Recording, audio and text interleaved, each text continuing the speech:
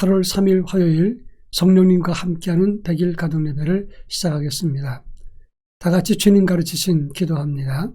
하늘에 계신 우리 아버지, 아버지의 이름을 거룩하게 하시며 아버지의 나라가 오게 하시며 아버지의 뜻이 하늘에서와 같이 땅에서도 이루어지게 하소서. 오늘 우리에게 일용할 양식을 주시고 우리가 우리에게 잘못한 사람을 용서하여 준 것 같이 우리 죄를 용서하여 주시고 우리를 시험에 빠지지 않게 하시고 악에서 구하소서. 나라와 권능과 영광이 영원히 아버지의 것입니다. 아멘. 찬송가 525장 돌아와 돌아와. 찬송가 525장을 부릅니다.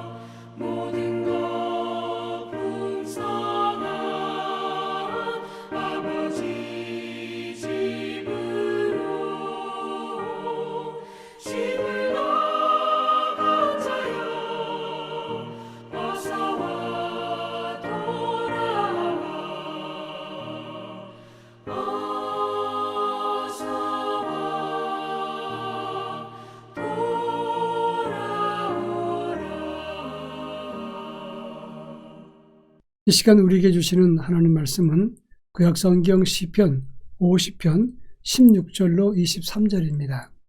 시편 50편 16절로 23절 말씀을 한 절씩 교독합니다. 제가 전체를 읽겠습니다. 악인에게는 하나님이 이르시되 내가 어찌하여 내 율례를 전하며 내 언약을 내 입에 두느냐.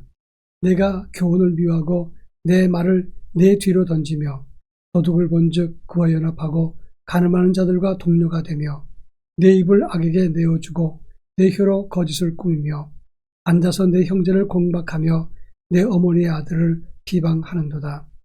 내가 이 일을 행하여도 내가 잠잠하였더니 내가 나를 너와 같은 줄로 생각하였도다. 그러나 내가 너를 책망하여 내 죄를 내 눈앞에 낱낱이 드러내리라 하시는도다.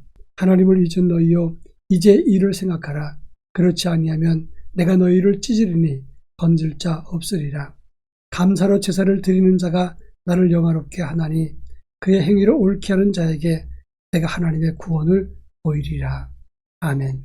시편은 총 150편의 시로 되어 있고 5권의 책으로 나누어져 있습니다. 그 중에서 가장 많은 시편을 기록한 것이 다윗인데 75편 이상을 기록했습니다. 두 번째로 많은 시를 썼던 분이 아삽인데 총 12편의 시를 기록했다고 하는 것입니다. 그런데 아삽의 시는 총 5권 중에서 세 번째 책 시편 73편 이후에 많이 기록되어 있습니다. 그런데 오늘 시편 50편도 아삽의 시입니다. 아삽은 성전에서 하나님을 찬송했던 찬양을 맡았던 레위인이었습니다.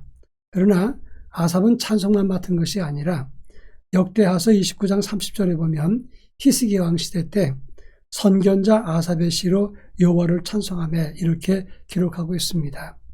아삽을 찬송하는 자가 아니라 선견자로 하나님의 예언자로 표시하고 있다고 하는 점입니다. 그는 형식주의에 빠지고 예배를 위선적으로 드리는 그리고 행함이 뒤따르지 않는 백성들을 향해서 하나님 말씀을 예언하면서 그들로 하여금 돌아오도록 말씀했습니다. 아삽은 본문에서 겉으로는 하나님께 제사하면서 내용적으로는 하나님을 무시하고 참 경외하는 마음 없이 예배하는 생활을 책망하고 있다고 하는 점입니다.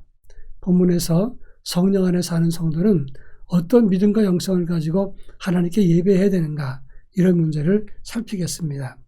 먼저 16절부터 20절까지는 하나님이 악인에게 경고하는 형식으로 하나님께 제사하면서 여전히 세상 욕심을 따르고 악을 행하는 사람들을 그들의 허물과 죄를 지적하고 있다고 하는 것입니다. 17절에 보면 하나님의 교훈을 미워하고 하나님 말씀을 뒤로 던지며 라고 말을 했습니다. 한마디로 말하면 하나님 말씀을 뒷전으로 따르지 않는 사람들을 말하는 것입니다. 그들 곧 너희는 도둑과 연합하고 음란한 자와 동류가 되며 라고 말했습니다.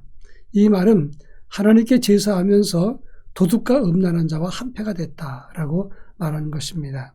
또 그런가 하면 19절에서 입술과 거짓과 위선의 말을 많이 하고 라고 했습니다. 20절에서는 형제 가족을 비방하고 라고 지적을 했습니다. 하나님께 제사하면서 실상은 악한 모든 것을 다 따라 행하면서 그러면서 가족들을 비방하고 모욕하는 그런 삶을 지적하고 있는 것입니다.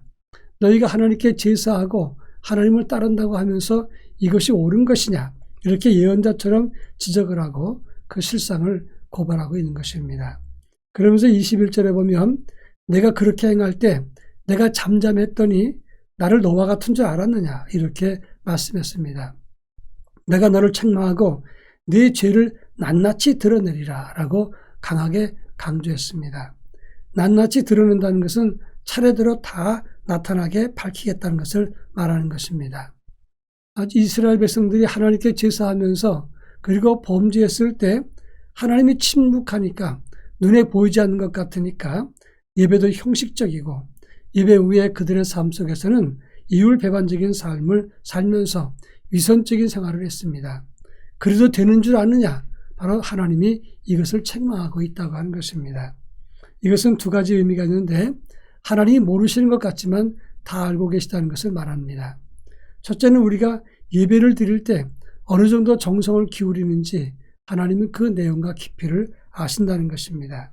또 하나님이 침묵하는 것 같으니까 내 죄를 모르는 것 같지만 하나님의 진노와 형벌은 없는 것이 아니라 반드시 너에게 임할 것이다 라고 지적을 했다고 하는 것입니다. 우리가 하나님께 부실한 예배를 드리고 삶 속에서 정결하지 않을 때 하나님이 이것을 기억하고 갚으신다는 것을 말하는 것입니다. 하나님 눈에 보이지 않고 우리가 악을 행할 때 당장 채찍을 들지 않아도 그래서 아무것도 보이지 않는 것 같아도 성령의 사람은 하나님 앞에 정직과 정성을 기울이고 경건한 삶을 살아야 된다 하는 것입니다. 마지막으로 22절부터 23절 말씀을 보면 두 가지 유형의 사람을 말하고 있습니다. 22절에서는 하나님을 잊은 너희여라고 말했습니다. 너희가 돌이키지 않으면 하나님이 그것을 찢으리라. 그것을 건질 자가 없으리라 말씀했습니다.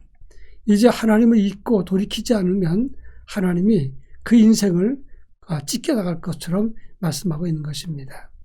23절에서는 감사로 제사하는 자 내가 하나님의 구원을 보리라 이렇게 말씀했습니다. 감사로 제사한다는 말은 감사함으로 희생의 제사를 드린다는 것을 말하는 것입니다. 우리가 예배하는 것 자체가 하나님께 우리의 희생을 드리는 것입니다. 하나님께 희생의 제사를 드리고 경건한 모습을 살아가는 것, 그것은 하나님의 은총을 누리는 삶이고 하나님이 기억하시는 삶이 되는 것입니다.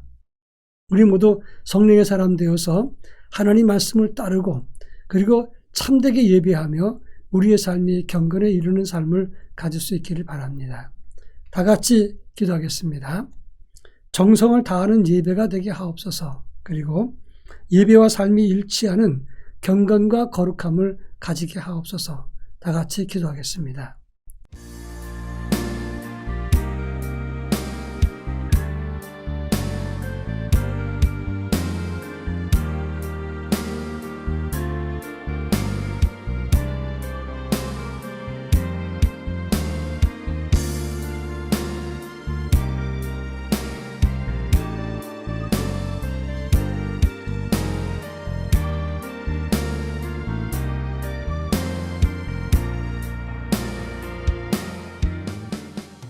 사랑 많으신 하나님 아버지, 수없이 예배하지만 참 영성과 정성을 다해서 희생의 제사를 드리는 믿음의 예배자가 될 수 있도록 은혜를 더하여 주옵소서.